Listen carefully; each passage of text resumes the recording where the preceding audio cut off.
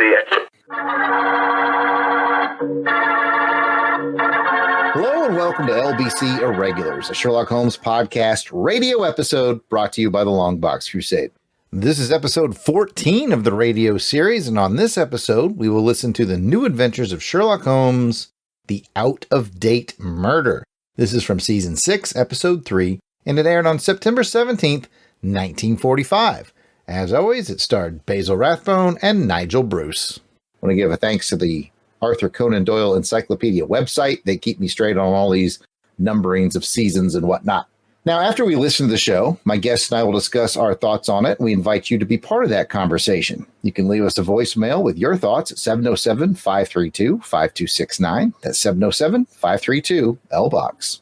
Or you can comment on the show at LONGBOX CRUSADE, Twitter, Facebook, Instagram, and YouTube. Or you go old school and contact us with email, contact@longboxcrusade.com. Your comments might just get played on a future episode.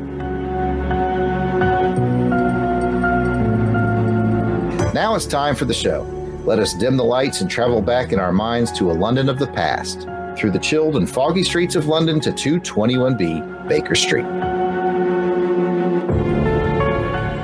This episode from the life of Sherlock Holmes will be transmitted to our men and women overseas by shortwave and through the worldwide facilities of the Armed Forces Radio Service. Petri Wine brings you Basil Rathbone and Nigel Bruce in the new adventures of Sherlock Holmes.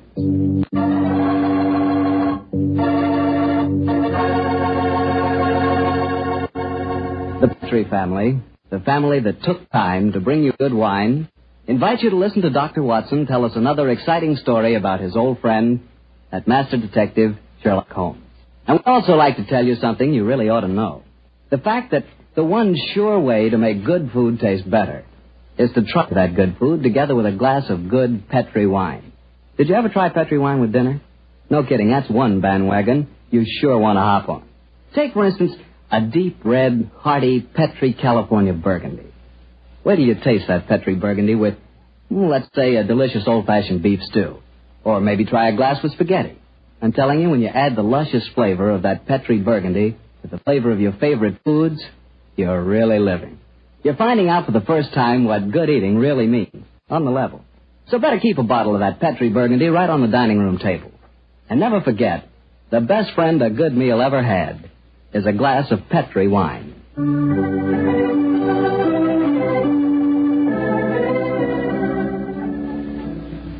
And now for our weekly visit with the good Dr. Watson. May I come in, Doctor? No, Mr. Bartell. You know me better than that. Of course you can come in. I'm expecting you. I always look forward to these Monday evenings together, you know. Me too, Doctor. In fact, I always say this is the one doctor's appointment that never scares me. Oh, that's very nice of you, my boy. Draw up your chair and make yourself comfortable. Thanks.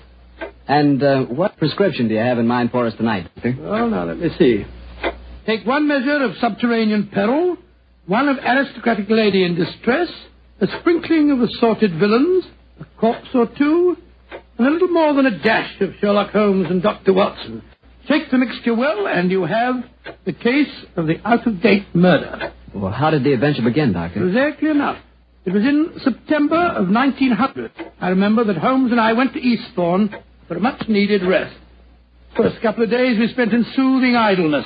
On the morning of the third day, Holmes, a dash of colour back in his cheek and a hint of the old sparkle in his eye, suggested that we should go and call on his good friend Evan Whitnell, curator of a nearby museum. And so, just after lunch on that September day, found the two of us talking to Professor Evan Whitnell in his private office at the museum. It only seems yesterday. Holmes... But all your recent discoveries in this part of England have made you world famous instead of just nationally famous. My congratulations. Professor, I do wish you'd tell me about your discoveries. Oh, with pleasure, Dr. Watson. Less than 2 months ago, I was excavating on the downlands in this neighborhood when I was fortunate enough to discover a number of underground caves. Caves saturated with a heavy deposit of lime that gave clear evidence of having the property of rapidly mummifying any flesh, human or animal, deposited in them. Oh, gracious me, it's interesting. And what treasures have you unearthed, Professor? Well, a number of mummified specimens of animals clearly belonging to bygone eras. My prize specimen is the body of a large wolfhound, The inscription on its collar identified the animal as having belonged to some local squire in the year 1748. Amazing. I didn't know that limestone had such qualities of preservation. Come in. Yes, Alan? What is it? Lady Clavering, Professor. She asked me to tell you that she was in the museum. Oh, yes, sir. Show her up here, will you, Alan? Very good, sir. I'm most anxious for you both to meet her, and she, in turn, is even more anxious to meet you. Now, I dined with her last night, and when I told her that you were coming today, she insisted on meeting you. Oh, Whitnell, you scoundrel. There's a twinkle in your eye. I suspect that Lady Clavering has yet to consult me in my professional capacity, and that you engineered the meeting. Well, perhaps I might have dropped a hint. No, I warn you, Professor, Holmes can't become involved with another case. He's completely run down. Well, don't worry, Doctor. All that Lady Clavering requires is a little advice. Advice? Oh, well, that's a different matter altogether. Yes, sir. I knew you wouldn't mind, Holmes. Helena, my dear, there you are. Come along in. Thank you, Alan. Allow me to introduce Lady Clavering, Mr. Sherlock Holmes and Dr. Watson. How do you do, How are you, gentlemen? Now, here you are, my dear. Sit down here. And I may as well tell you, Helena, that our little plot has already been discovered. Oh, dear. And I was just getting ready to exert all my feminine wiles in an attempt to persuade you to help me, Mr. Holmes. Oh, I'm certain that he found you utterly irresistible, my dear Lady Clavering. You flatter me, Doctor. No, I mean it. The professor tells me that you're in need of a little advice, Lady Clavering. Yes, Mr. Holmes. I'll put my question simply. 5 years ago, my husband, Sir George Clavering, left me. Left you? This is me. How stupid of him. I haven't seen or heard tell of him since. I now wish to remarry. But of course I couldn't do that without having my husband declared legally dead. My dear Lady Clavering, I can't help feeling that a lawyer is the proper man to consult, not a detective. Perhaps you're suggesting that there was foul play in connection with your husband's disappearance. Oh, no, Dr. Watson. The Claverings are a strange family, self-willed and headstrong. George and I were not happy together. I think he disappeared deliberately. You reported his disappearance to the police, of course. Oh, yes, Mr. Holmes. But they've never been able to trace him. This kind of thing has happened in the family before, Holmes. Tell them about Sir Nigel, Helena. Well, he was one of my husband's ancestors. He walked out one day in 1777 and was never seen again. Extraordinary family. Always disappearing. George knew of the legend. He often threatened to do the same thing himself. But your problem, Lady Clavering, is not that of your husband's fate, but rather of your own freedom. Yes, Mr. Holmes. Well, I'm afraid my advice can be of little consolation to you. The law has specified a number of years that must elapse before anyone disappearing can be declared legally dead. I would suggest that you possess your soul in patience until that period has elapsed. Oh, dear. And I was hoping you'd be able to think of some terribly clever way of getting round the law, Mr. Holmes. Lady Clavering, sometimes perhaps my methods may be unorthodox, but I assure you that getting around the law, as you put it, is a procedure I do not indulge in. Oh, dear me, now I've offended you, Mr. Holmes. And it's the last thing on earth I meant to do, I assure you. My friend's a little touchy about matters concerning his professional honor, you know, Lady Clavering. Oh, nonsense, my dear Watson. I'm not touchy and I'm not offended. And now, may I suggest we all examine the professor's latest treasures, and after that, perhaps he'll take us for a stroll on the downs. I'm most anxious to examine those lime pits of his.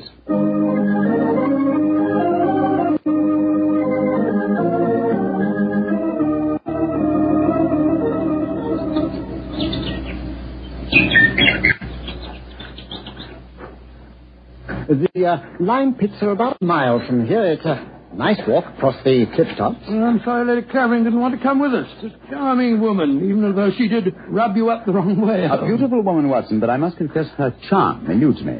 Her lack of concern about her husband's fate seemed completely unnatural.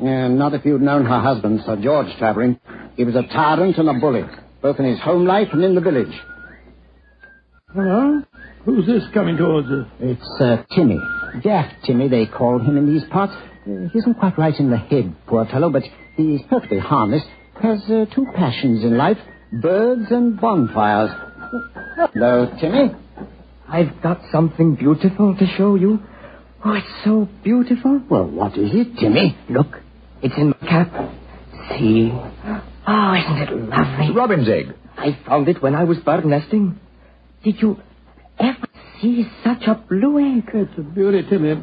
Where did you find it, my boy? Down by the lime pits. Oh, I'm going to build a lovely fire on the downs tonight.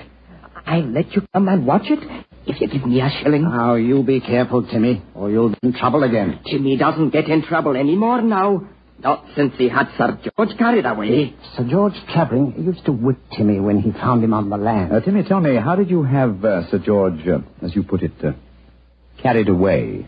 I told my birds about him. I told them how he used to beat poor Timmy, and they said they'd carry him off and drop him over the cliffs.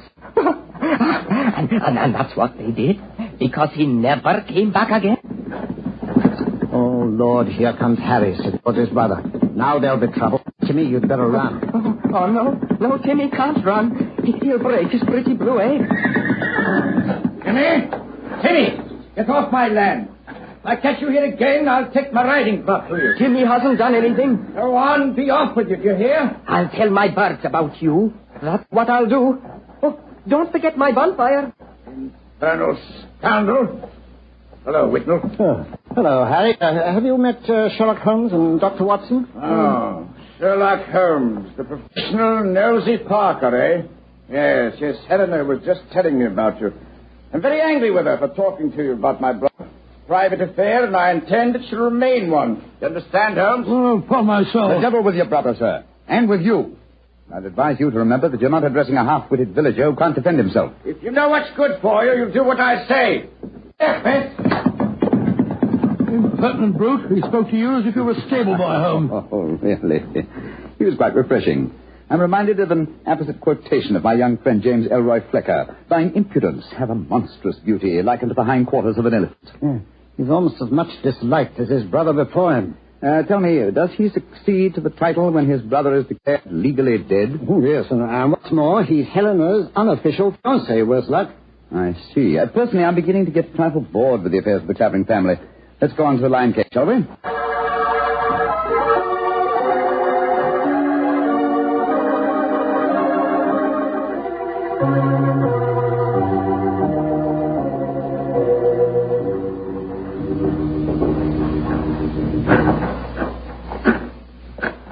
These caves are amazing. They must be 50 feet below the level of the ground, aren't they, Whitnell? Well, more than that, I should say. Rock formation is most unusual, a series of caves connected by a veritable honeycomb of tunneling. Yes. I think I'll light the lantern now. It's getting darker in here, and I haven't explored this particular cave before. As I've had a wall cave in on me a couple of times, so you'd better watch where you're walking. There. Now we can see better. Let's go deeper, shall we? But do watch your step. It's eerie down here, isn't it? Hello. Oh, what's this in the cupboard here? Looks like a mummified bird of some kind. It is a beautiful specimen. Judging by its markings, a black streak here and bars of white in the top, I'd say it was a peregrine. That's exactly what it is, a falcon. Dating back a couple of 100 years, I should say. And in a perfect state of preservation. Oh, this is a treasure, but... come on, let's explore deeper. Seems to be another cave over here. If you'll hold the lantern up a little, I say.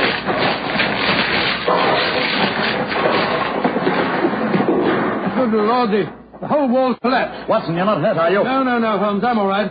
Why, you've unearthed another cave, Dr. Watson. Let's go in. I think we can just manage to crawl through. Great God, I don't believe my eyes. Magnificent. Whitnell, this is a treasure indeed. A perfectly preserved body dressed in 18th century costume, powdered wig and all. Yes, and there's no mistaking who it is. Look at that typical beak profile. It's a Clavering, and it isn't hard to identify which one. By George, you mean the one that Lady Helena told us about this afternoon? Exactly. Without doubt, this is the body of Sir Nigel Clavering, who disappeared in 1777.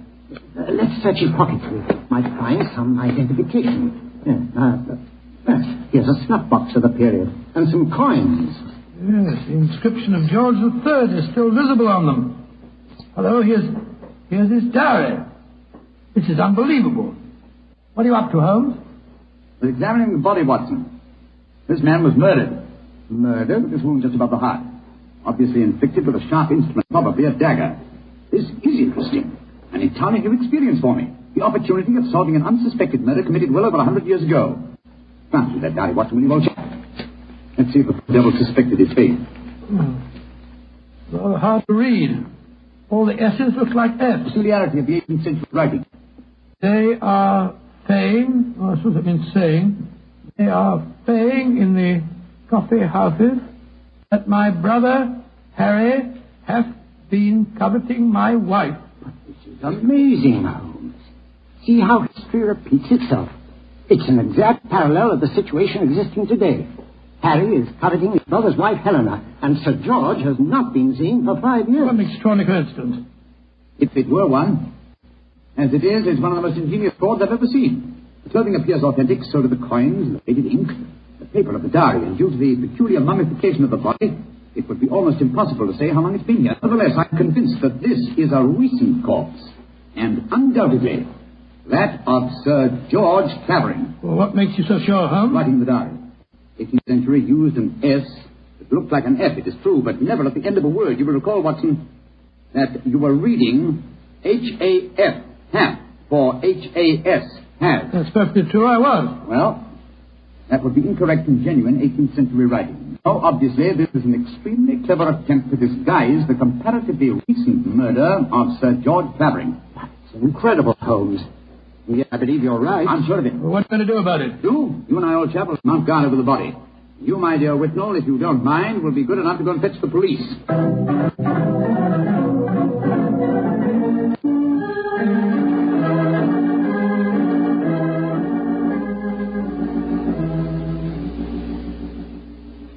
Holmes. Yes, old chap? What do you suppose is keeping the police? Whitnall must have gone over an hour, and the lantern with him. Here we are, crouching in the dark in a smelly cave, 50 feet under the cliffs, with a mummified corpse. Very true, Watson, but I don't. Uh-huh. Here comes the lantern. It must be Whitnall and the police. Whitnall! That you, Whitnall?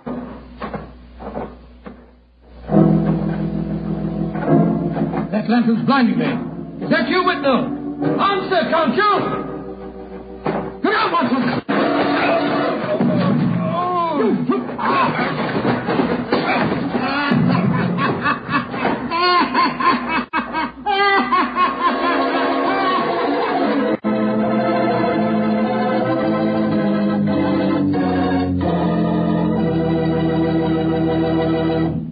Dr. Watson's story will continue in just a second.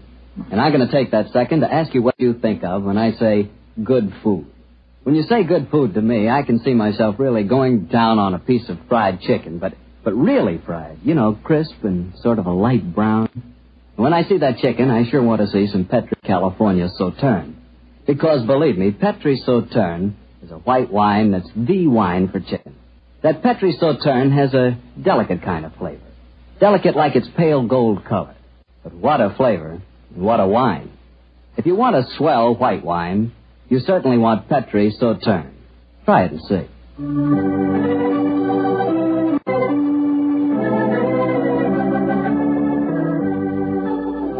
And now, back to Dr. Watson and tonight's story, The Case of the Out-of-Date Murder.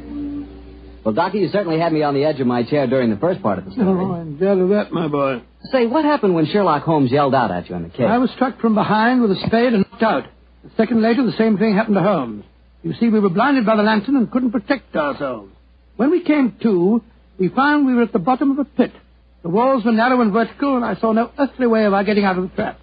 But as usual, Holmes... Oh, my head's throbbing. Never mind that for the moment, old chap. Get the coat off in your shirt. Come on, off with it, old boy. Come on, off with it. I've already removed mine and tied them together. What for? Oh, dear me, that blow on your head must have been unusually severe. I'm trying to make a kind of rope, Watson, a rope to get us out of here. Oh, what's the good of a rope unless there's someone on the ledge above us to haul us out? If you'll think you're performing the Indian rope trick. My dear Watson, this is no time for your rather heavy-handed humor. Well, why do you keep whistling like that? You've been doing it for the past 20 minutes. I'm whistling for help. Well, why not shout? Whistle carries further. No, dear. Who's going to hear that? Got Timmy, I hope. Remember, he was having a bonfire on the tip-top tonight. My whistle is that of a nightingale, a song unheard in Sussex this time of the year. If it does answer it, I'm sure it'll bring him down here. Oh, dear. Well, I hope you're right. Seems to me that Whitnall and the police will never find us here. We shall mummify just as the filthy murderer intended us to. Courage, Watson. It's worked! It's Timmy! Cutting a burning log. Go down here, Timmy! Nightingale, pretty birdie, what are you doing down there? Timmy! I've tied these clothes together to make a rope. I'm going to throw them up. You ready? Catch. Good. He's caught it. Now, Timmy, lower it to us. Oh, I shouldn't do this. They'll whip me. Oh, no, nobody will whip you, Timmy. And we both want to give you a shilling to come up and see your bonfire. Oh, that's different. 2 shiny shillings. I'll lower the rope. Here it comes. That's it. All right, Othello, now then. You first. All right, Timmy, pull away. Here it goes.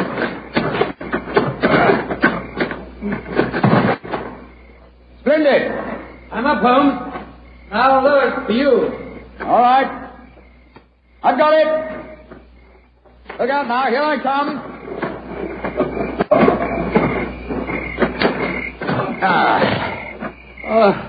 Thank goodness we got out of that place all right. I don't see the Nightingale.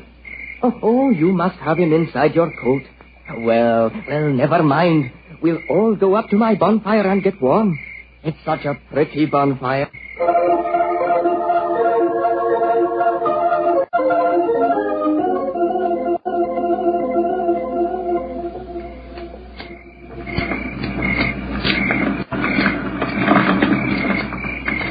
Did you ever see a finer bonfire? Never, Timmy. It's lovely. It's the most comforting sight I've seen for the last couple of hours. Oh, just one thing's bad, though.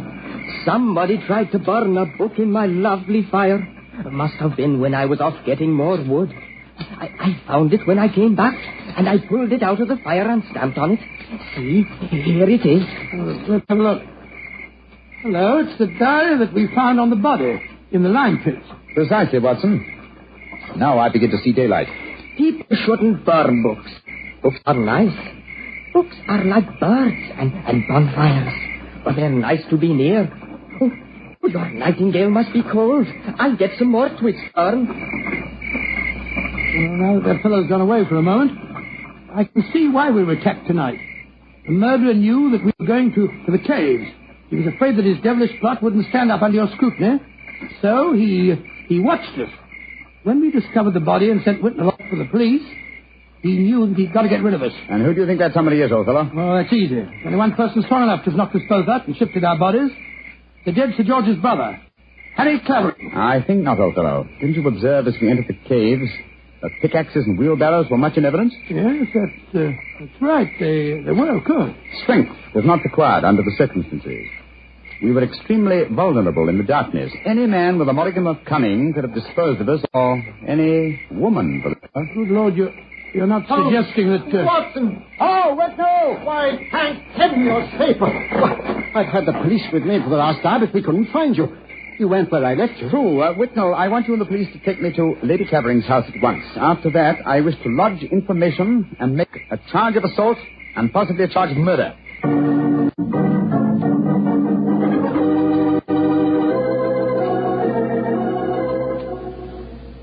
And that, Lady Clavering, is the story of how we found your husband's body. Oh, horrible, Mr. Holmes. Horrible. But who in thunder could have planned such a devilish plot? Well, why did the murderer attack you and Watson? There, my dear Whitnell, you have the key to the murderer's identity. The man who so cunningly conceived and executed the murder of Sir George could never have bungled the job of disposing of Watson and myself unless he had meant to bungle it. You mean he didn't mean to kill us? Exactly.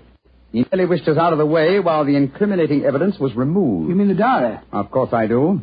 You will recall we found it partially burnt in Timmy's bonfire. That was Timmy who... No, my dear fellow. Surely it's obvious one person and only one knew that the diary was the key to the murderer's identity. The man who was present when we discovered it and detected the fraud. Great Scott, Professor Whitnell. Whitnell, you murdered my brother. Evan. Evan, you? Oh, no. I did it because I love you, Helena. All these years has been nothing in my life that meant anything but you. How could you? I thought that if George were out of the way, I could make you care for me. And when I realized that you loved Harry, I was mad with jealousy. And so I planned to conceal George's body forever. It was a clever plan. You said so yourself, Holmes. If it hadn't been for you, it would have worked. Yes, it was diabolically clever, Whitnell, but I'm afraid that no amount of cleverness now can prevent you from paying for your crime. Sir George, I suggest that you instruct the police to come in. Our work is done.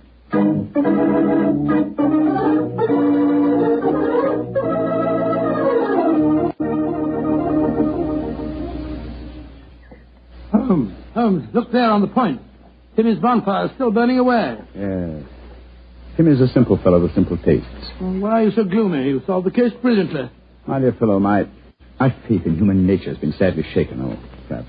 Evan Whitmore was a good friend, an old one. Hard to be instrumental in sending him to the gallows. Well, he richly deserved it. Yes, I know he did. That's quite true, but it's depressing just the same. Come on. Let's continue our walk home across the downs. I heard Sir Harry offering you a fee. Did you take it? No, I didn't, but I did accept his offer of an acre of land on the downs over there near the Abbey ruins. You can see them silhouetted against the sky. An acre of land? What on earth would you do with that? Well, when I retire, and I shall retire soon, I've often thought of bee farming. This would be a heavenly spot for such a venture. Oh, I can't imagine you as a beekeeper. Oh, why not? After a life spent unraveling the tangled affairs of human beings, it would be soothing in the twilight of one's days to study the exact and predictable behavior of bees. Singing masons, building roofs of gold. Oh, well. One day, perhaps. One day.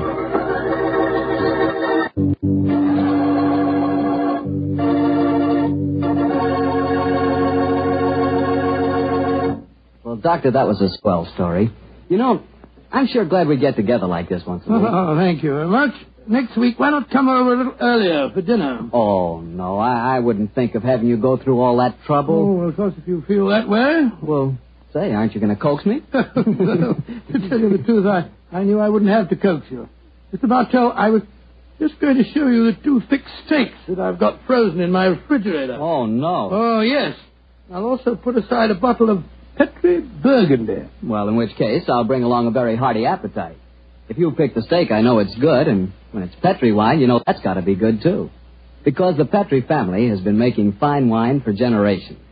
They've owned and operated the Petri business ever since its inception, way back in the 1800s.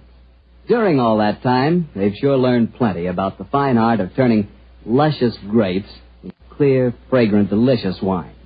And they've been able to take this experience and hand it on down from father to son, from father to son. That's why, when you want wine for any occasion, you can't go wrong with a Petri wine. Because Petri took time to bring you good wine. Now, Dr. Watson, what story do you have lined up for us next week? Well, now, let me see. Next week, Mr. Bartell, I'm going to tell you an adventure that occurred to Holmes and me in the shadowy depths of the Limehouse district in London. It's a strange tale of death and terror. I call the story The Eyes of Mr. Layton. Well, Doctor, we'll be sure not to miss it. And meanwhile, don't you forget you promised to contribute to the National War Fund. National War Fund, of course, Mr. Bartell. It's a must. The money you give to your war fund not only helps the men and women in our armed forces, and it not only helps our allies, but that money goes to work right in your own community, helping make possible many relief and welfare agencies in your own hometown. So let's all be generous in victory. Give to your community war fund. Tonight's Sherlock Holmes adventure is written by Dennis Green and Anthony Boucher and is based on an incident in the Sir Arthur Conan Doyle story, The Adventure of Wisteria Lodge. Mr. Rathbone appears through the courtesy of Metro-Goldwyn-Mayer, and Mr. Bruce through the courtesy of Universal Pictures, where they are now starring in the Sherlock Holmes series. The Petri Wine Company of San Francisco, California, invites you to tune in again next week, same time, same station. Oh, the Petri family took the time to bring you such good wine. So when you eat and when you cook, remember Petri wine. To make good food taste better, remember... Petri wine. This is Harry Bartell saying goodnight for the Petri family. Sherlock Holmes comes to you from our Hollywood studios. This is the Mutual Broadcasting System.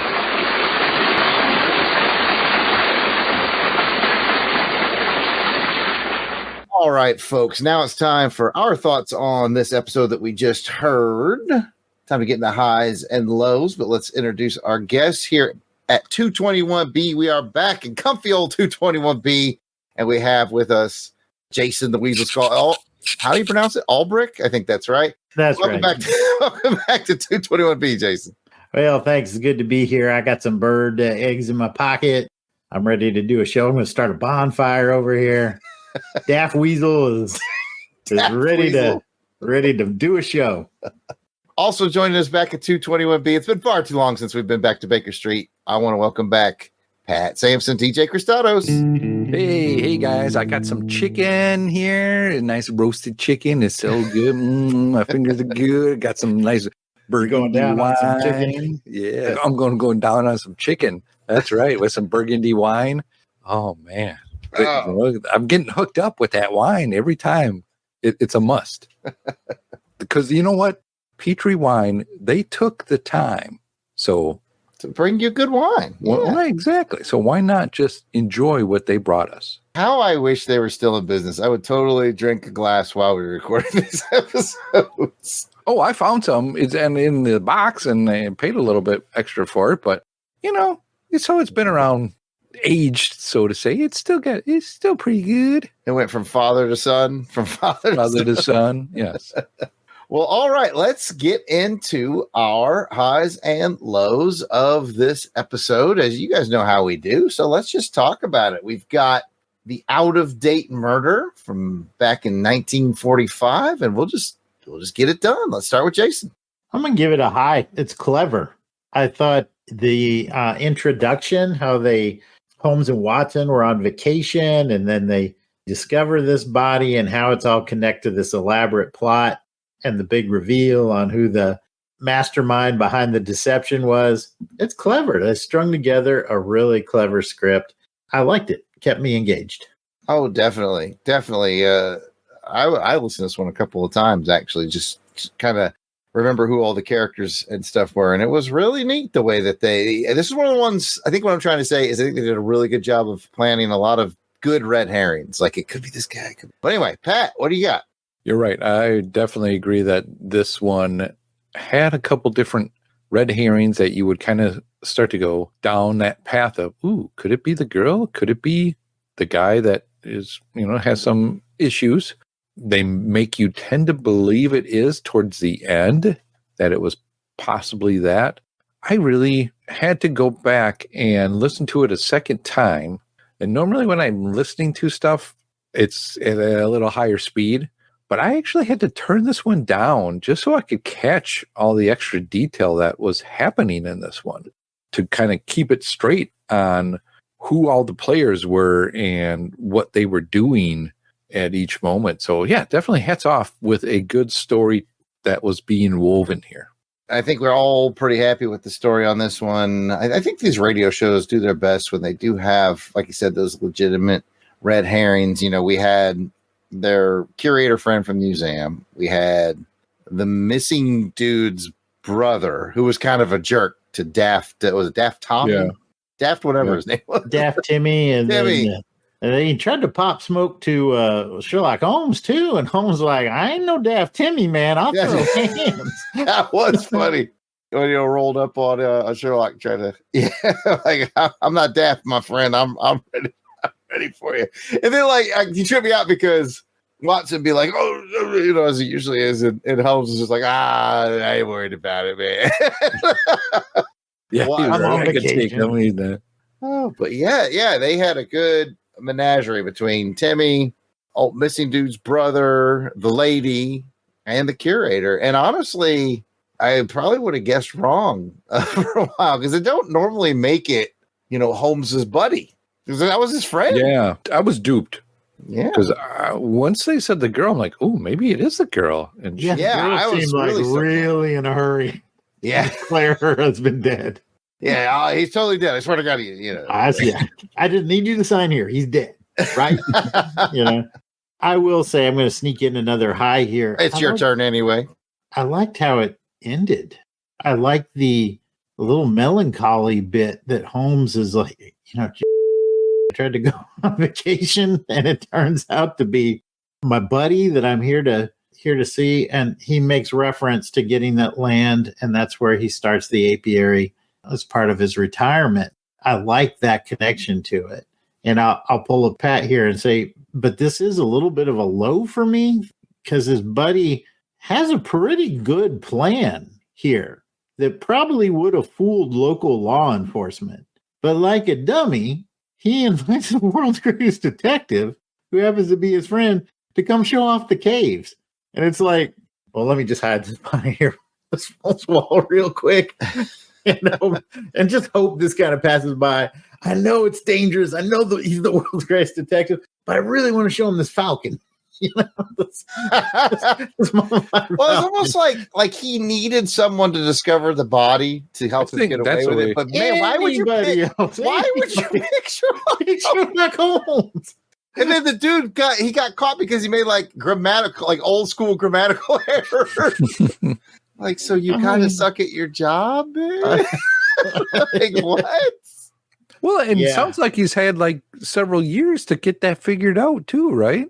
It's like, that's a good point. That dude's been missing for a while. Yeah, the guy has been missing for quite a long time. Not long enough that she couldn't get the divorce, right?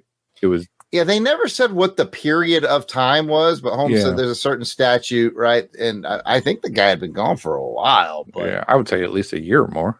I might guess as well. Think. Yeah. And then it's like, dude, you could have wrote this up and did some fact checking and figured this out. And like Jason said too, why are you bringing Sherlock Holmes here? You know what he does. His plan was good enough for any local law enforcement. Yeah. The only person he could bring in that is going to mess that up is Sherlock Holmes. And he invites him. I just don't get it. I guess his thought was, if I can pitch this one past this guy, I'm home free. Good to go. Oh, man. Pat, it's officially your turn again. I like the cleverness that Sherlock did once they were kind of trapped doing the bird calling and picking up on the things that Daft Timmy kind of gravitated to, or that were his interest. Once he got him there by calling, making the bird sound, got him into there. Then he had to also, I don't want to say butter him up a little bit, but play into that he likes, coins, and that he's like, well, then we can go by your warm campfire too. Yeah, gotta see that bonfire, man. Yeah. So I like how he was playing off of that to have this person help them out and get it done. And then just the odds of them finding that particular book, or at least him pulling it out, just because of his, the way his mentality or mentally was, is that, he's like, I need to keep this clean. Why is this book in here? I'm going to pull it out. It's without Timmy, he preserved it. So Timmy was a crucial part in figuring the story out. I thought it would have been funny though if Holmes and Watson down in that hole are like, yeah, we'll give you a shilling for that campfire. No, Daft Timmy ain't pulling you out for no shilling. Daft Timmy pulling you out for whatever you got in your wallet. Turns out. I'm not playing you guys. Didn't they say they were making a rope out of like their shirts or whatever? Yeah. So did they come out of their topless? I like the mental image, especially of Watson just rolling out there with no shirt on. Oh, goodness. What else you guys got on this one? This is pretty straightforward. Lots of fun. I'm going to go with one on the sound again. We always talk about it, and I'll bring it up again. This one was very well done, especially when they got into the cave. They kind of had this kind of echoey, made you feel like they were in a darkened or just a cavern. I felt like I was in there with them in the cavern. I'm going to say something that just popped into my mind, something I don't think we normally talk about. I really like the narrator and Watson in the repartee. The narrator is really there to sell that Petri wine. I listen to a lot of podcasts these days, and you have the ads that pop in, and man, some of those ads just really annoy me, and they just pop them in randomly sometimes. It's like you're listening to the show, and then boom, it's an ad, and there's the one that really annoys me. It really gets my goat. It's kind of fun. It's, it's not, subtle's not the word, but it feels like part of the entire show. The narrator has a charm. His repartee with Watson is always cool. And Watson invited him for dinner, which leads into that. And I'll bring the Petri wine. And to me, there's just kind of this natural feel where it's part of the show, and it's not as intrusive to me. It's a story within a story. Yeah. You're right, because we've listened to 14 of these now, and you can really feel that relationship between the narrator and Watson.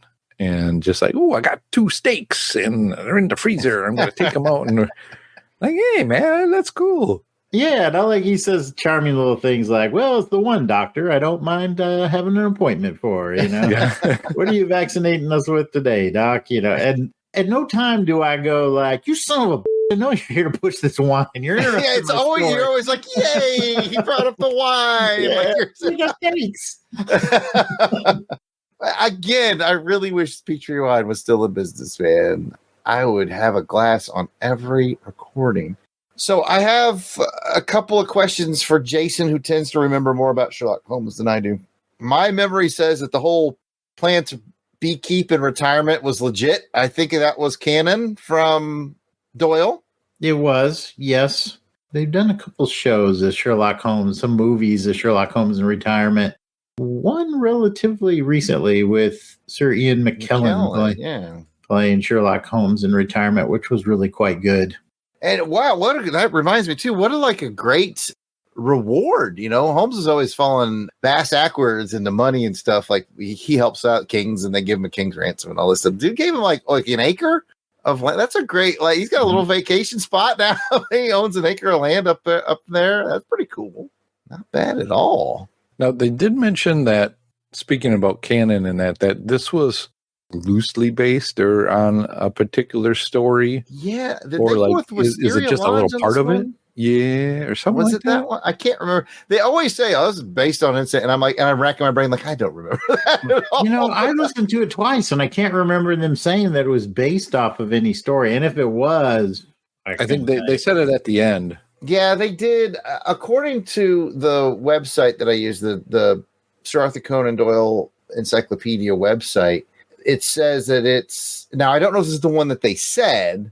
But here on the website, it says about this episode, it says this is not an adaptation of Sir Arthur Conan Doyle's story, but inspired by the adventure of Wisteria Lodge. Yeah, that's what it says on the website. Yeah. Okay. That might have been what he said on the show. Those of you listening probably already know, because you just listened to the show. People behind the scenes, we listened to it a few days ago. Then we record the second half. So again, I think sometimes I think they're just making it up. Sometimes I just think they're like, we want to add a little legitimacy to this. I don't know.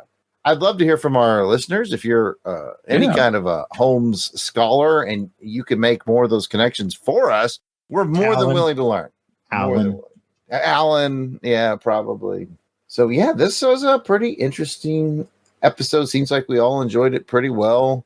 I didn't know until this episode that what was it that was in the caves that was really preserving everything? Was it lime? Lime, yeah. Right. Lime caves, lime pits, they called them. Lime pits. Hey, you got to see this falcon and look, a dead body.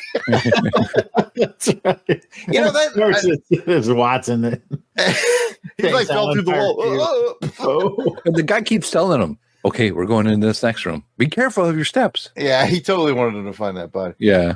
Now, the one thing I will say is that every time I think of this episode, I think about one more thing to talk about. I thought it was kind of neat that the curator, who ended up being behind it all, he actually didn't want to kill them. I think he was good enough friends, because remember, he just knocked them out and moved the bodies. You know, that was kind of like the first thing that started making me suspect the curator, because I thought, well, this is really clumsy of the murderer to leave them alive. Yeah. So I thought, well, it's either somebody who wants them to stay alive, and that got me thinking about the curator at that point. Yeah, he'd be the only one that would really care. Right. I think he tried to get the best of both worlds. I think he just really wanted Holmes to find that body and verify that he's dead. Yeah. That he's, look, we found this old body. It's amazing, blah, blah, blah. But yeah. Anyways, I guess we've probably exhausted this one, and I sure could go for a bottle of Petri wine right now. How about you, fellas? Petri wine goes good with my corn dog I'm about to have. Jason's going to have a corn dog.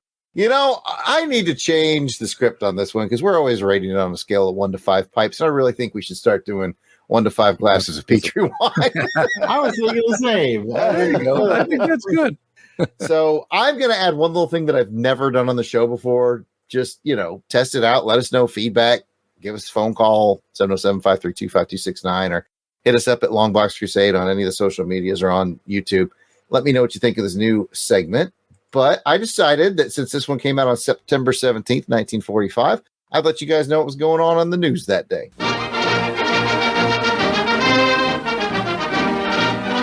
So on September 17th, 1945, Typhoon Ida made landfall in Japan. So that was a rough day. Of course, things were rough in 1945. Overall, things were going to get a lot rougher. Japan. All of a sudden, that typhoon was going to seem all right. Well, that typhoon would have come after the bombs. The bombs happened in August, right? Yeah, I'm going to trust Jason on this 100%. I think the typhoon. So that's just like, oh man, that's like the cherry on the poop Sunday. And now we got Hurricane Typhoon Ida. That's so basically while people were listening to this episode, it's typhoons hitting there. The Belsen trial began. Joseph Kramer and 44 SS aides went on trial in the British military court in Lüneburg on charges of conspiracy to commit murder in the concentration camps. So that's two downers in the news, but in better news, on this day, September 17th, 1945, when this episode aired, very famous basketball player, and more so famous coach, Phil Jackson was born in Deer Lodge, Montana, one of the most famous basketball coaches in NBA history. I think he's one of the most overrated. Jason's just stirring the pot over there. Well, I mean, think about it. Like if you had Michael Jordan and Scottie Pippen, right? Dennis Rodman. It's like I'd be sleeping. I'd be like, how much we up by? 12? Wasn't he the coach? Didn't he coach the Dream Team in the 92 Olympics? I think he did. Yeah. My fun fact, I'm going fun facts on top of fun facts. The fun fact I learned about that the other day is in the entirety of the basketball games in the 92 Olympics, Phil Jackson never once called a timeout. I don't think he had to. Once called a timeout. And I'm just kidding, folks. Phil Jackson was an amazing coach. Anyway, that's just my little time capsule thing for when this episode came out. If you guys enjoyed that segment, let me know. If you think it just doesn't add much, also let me know. I'll get rid of it. Just playing around with it. All right, let's go ahead and get into our what I'm going to call Petri Wine Awards. We're going to rate this episode on a scale of 1 to 5 glasses of Petri wine. Is it the red? Is it the white? It's up to you. We'll start with Pat. I'm going to give this one 5 glasses of wine. So, the full if I'm walking around in the cave, there's somebody going to have to carry me around. You're going to stumble right into that right wall. into a dead body or wall or something. like Watson did. Oh. Jason, 5 wine glasses in front of you. How many are you going to fill up? Well, like Marion Ravenwood in her bar in Nepal, I'm going to match Pat shot for shot. I'm going to go 5 as well. This had a lot of stuff I really liked. It was mentally very engaging. I liked the mental image of the pits, kind of took them into this unique setting. The mystery was really cool. It was a good try, dude. Good try, but you're not going to get past my boy Holmes. And then, like I said, a kind of little melancholy bit at the end where you're getting a hint of Sherlock Holmes' retirement. And maybe I'm waxing a little too poetic, but we're near the end of World War II right here. World War II is coming to an end. Sherlock Holmes' days of crime solving are coming to an end. So I just like how all that tied together. 5 for me. Yeah, I'm going to just join you guys on a 5. I like to give 5 to ones that have a lot of good red herrings that keep me guessing until the end. This one had it. And I like the ones that have a little bit of a spooky factor. Like you could listen to this on like Halloween and get a little spook out of it. Like I enjoyed the one we had with the ghost and the armor because it was I like the ghost ones before. And this one had that, like Jason said, once we got into the caves, it felt a little spooky, a little claustrophobic. And it had topless Holmes and Watson, as far as I know. I know, flashing those guns, like, oh, look at those muscles straining to get out of that pit. All right. And that is going to be it for this episode of LBC Irregulars, a Sherlock Holmes podcast. I want to thank my guests for being here. Let's find out where they can be found on the internet. We will start with Jason. You can find me at Jason Alberich on Facebook, Instagram, and Threads. Pat. Well, Jarrod, I'm glad you asked. You can find me in my basement drinking some Petri wine, or I can be found on X at Kristatos01. Jarrod, where can you be found? I can be found at Yard Sale Artists on X, Facebook, and Instagram. You can check out my artwares at www.theyardsaleartist.com. And remember, you can always leave us a voicemail with your thoughts at 707-532-5269. That's 707-532-LBOX. Or comment on the show at LONGBOX Crusade. That's on X, Facebook, Instagram, YouTube, And you can email us directly at contact@longboxcrusade.com. Your comments just might get read or played on a future episode. Thanks again for joining us. As a reminder, we couldn't do this show and all the other shows on the Longbox Crusade Network without the support of our Crusaders Club members over on Patreon. And you can join the ranks for as little as $1 a month at www.patreon.com/longboxcrusade. We'll now thank our Crusaders Club members as we ride off in our handsome cab. I've been your host, Jarrod Alberich, the art sale artist, and I look forward to joining you on the next episode. Alan W. Wright. And Helica Wolf. Auburn Elvis. Bill Beer. Billy D. Bradley Dello. Braxton Underwood. Carrie. Clinton Robeson. Captain Entropy. Clark Westfield. Dave Collins. Battle Wagon. Eric Hodges. Eric Porter. Ezra Gallo. Gary V. Gene Hendricks. Gerald Green. Heinz K. Jason Keene. Jason Lady. Jeff Holyer. Jeremy L. Jim Jarman. Jim Meal. Joe Man Conan. Joe Thomas. John Watson. Josh Strickland. Candace Ward. Captivating Kathy Bright, the MVP. Matt and Lizzie Passo. Mark Ross. Maxwell Traver. Michael Minton. Miranda W. P.D. Devons. Paul Hicks. Rick from Jeff and Rick Present. Ronald Easterday. Rob Morgan. Samantha Maney. Sean Urbanski. Spidey 67. Spreadsheet. Steve Cronin. Tim Price. Tony Pennington. And Toronto Cop.